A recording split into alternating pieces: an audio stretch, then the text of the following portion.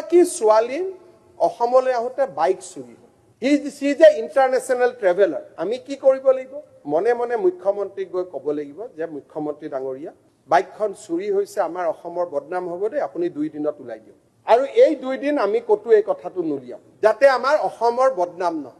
This is how we should conduct ourselves for the new Assam.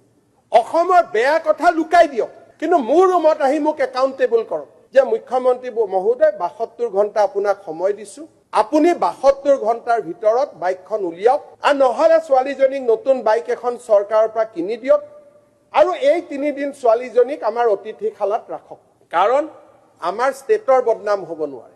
যদি চুৰি হোৱাৰ কথাটো হেডলাইন কৰাৰ মোৰ সাহস আছে, উদ্ধাৰ হোৱাৰ কথাটো লিখাৰ সাহস মোৰ কিয় নাই? অধ্যক্ষ মহোদয়, বাইক পালো। বাইকখন কোনে চুৰি কৰিছিল? আশৰাফুল দেৱান, মোহাম্মদ আব্দুল জব্বৰ দেৱানৰ ল'ৰা, ফকিৰগঞ্জ ধুবুৰী। দ্বিতীয়জন কোন আছিল?